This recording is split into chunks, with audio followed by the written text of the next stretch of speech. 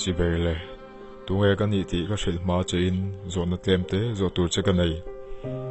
he sakor hi cheng noi khat man huania itani turin han suang tu ate ivuain itidu da thinangem ei tu selo tak tak pein tur te in lui tir thinangem ani le he ui cheng sing khat man hu hi ta se ani lo le he zo te ki tak cheng zaman hu vel hi ni ta se itidu da in turi in lui tirangem ai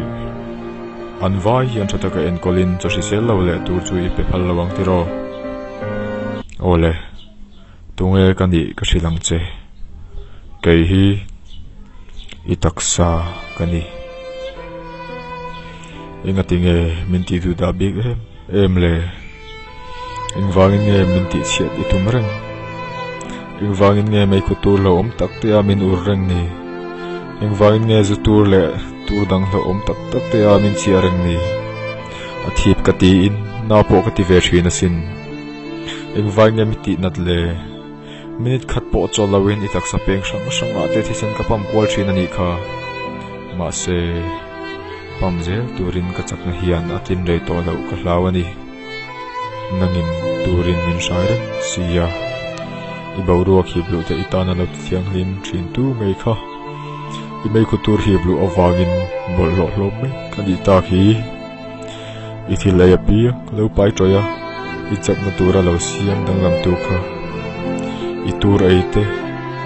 lo beilet ka tum na lama ke ngei po ka troi zo to ni hi ril rufim tak pek che a thil thatak tak ngai to chu atir cha ka tum lain nang la chuan min shai ruin min ti chatu tu si ingwangin nge katiang e ma min ti du da le nun si sel tak le nun duang tak nei theina tur bak thil te ka nei si lawa min mangai min khongai velo em ni nge itan hian ka ti tok lo zok heng ai hian ka hilo na bi ka omem ni sakor ui le zote chengza singkhat nuai khat ai po hian ka hil zo ka sin min imit singkhatin ka leidu ti ta se dam chunga ni eng muto lo turin min shal phal donem ni chutiang boken ipum pui ilung ithin ithuak hidu ta se min shal mai donem ni teulo chuti si min en ko thata si che min ti du da tur le min ti na mai tur hian am ni min la kol that nakina chuan inun hi chelding theilo ko pa chak to lo hun kalanayang itisen ka pam theilo hun te ithilai ka pai thoi theilo hun te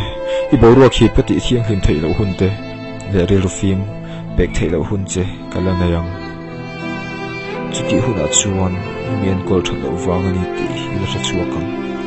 ma se lo tai zo to don si ma se tu na khan hunila nei mai khutur ain boru thiang hlim pela zutur ain tu sik thiang hlim min intila vei hole nem noi tu nei ain ni tu sel pe jokla sele duat takin in kol jok ta che ti chuan yu pathlin in on chak rak turin chakna ka nei don ani ka thian